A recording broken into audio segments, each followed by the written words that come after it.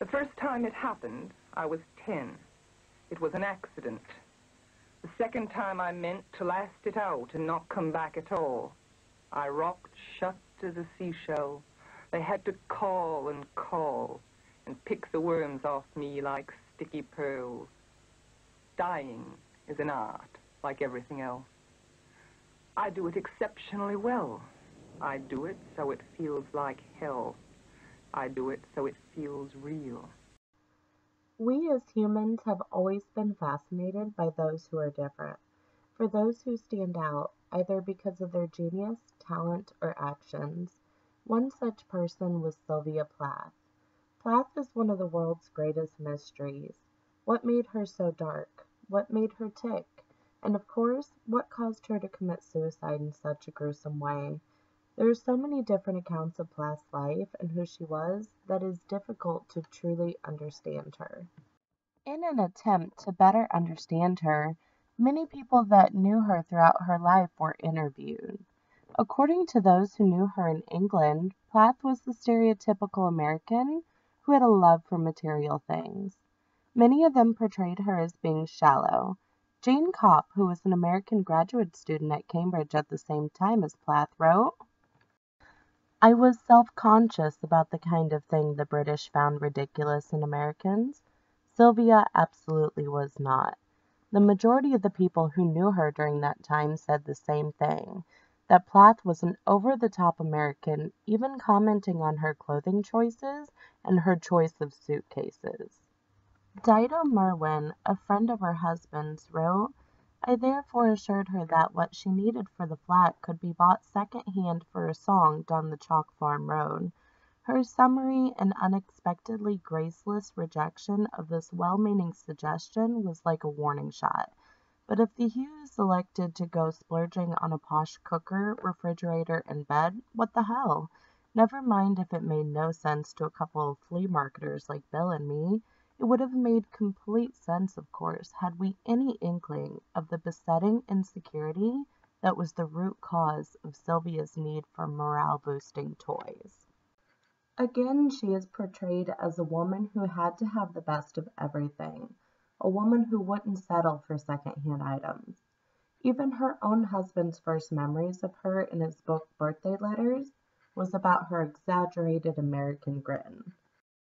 Now, you as a poet, and as a person too, straddle the Atlantic, if I can put it that way, being an American yourself. That's a rather awkward position, but I'll accept it. On which side does your weight fall, if I can pursue the metaphor? Well, I think that as far as language goes, I'm an American. I'm afraid I'm an American. My accent's American. My way of talk is an American way of talk. I'm an old-fashioned American.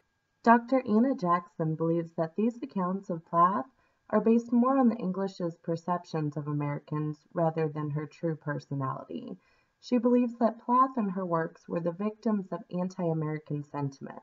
The English weren't able to see past her being an American. In contradiction to Dr. Jackson's views, Plath's own mother also portrayed her as such, as a woman who was driven by monetary success. After the release of The Bell Jar, Plath's mother edited and released a book called Letters Home, containing the letters Plath wrote to her mother. In these letters, she often wrote to her mother about how much money she had won from her poetry. She also wrote, "I want to be omniscient. I think I would like to call myself the girl who wanted to be God." These letters also show that Plath was never satisfied with her successes and would get extremely upset when she failed, even going so far as to threaten suicide. "I am in a rather tense emotional and mental state, and have been tense and felt literally sick for about a week now. The crux of the matter is my attitude toward life, hinging on my science course. I've practically considered committing suicide to get out of it. It's like having my nose rubbed in my own slime.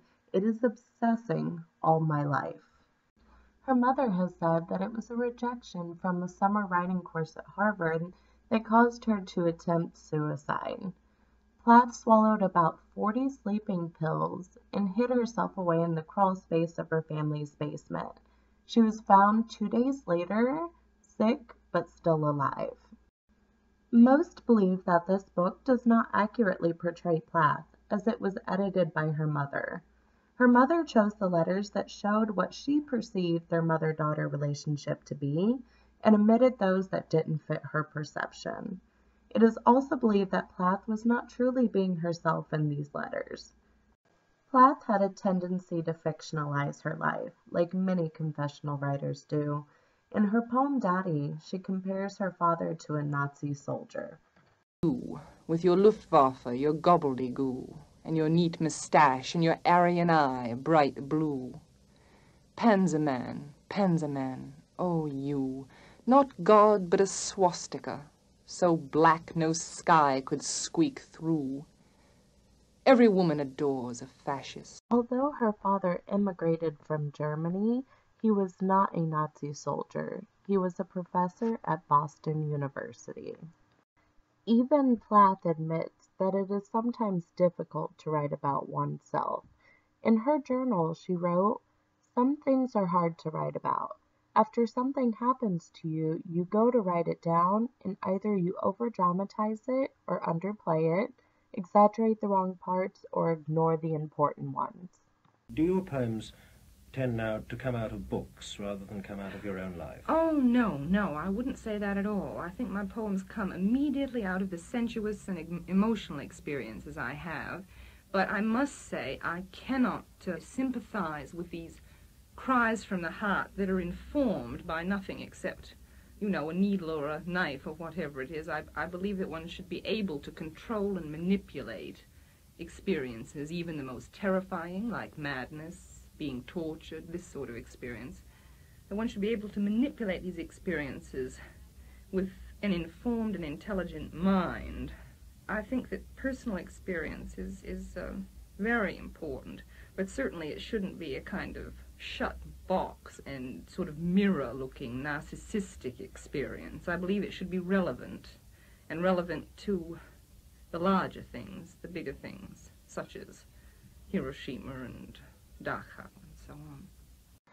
In her own words, Plath said although her writing comes from her emotional experiences, she believes that one should be able to manipulate them. How are we to ever truly know who she was if she fictionalized her writing? Was she a stereotypical material item-loving American, like the English believe, or an overly ambitious woman who never felt her successes were good enough, like her mother believed? Or was she truly a brave woman who was fighting her own personal demons? Perhaps she was all three. Unfortunately, she left this world much too young, and we may never know the real Sylvia Plath. And because her final journal before her suicide was destroyed by her husband, we may also never know why she took her own life. What we do know is that her demons won, and because of that, our world lost a brilliant, talented, and multi-dimensional woman. Daddy, you bastard, I'm through.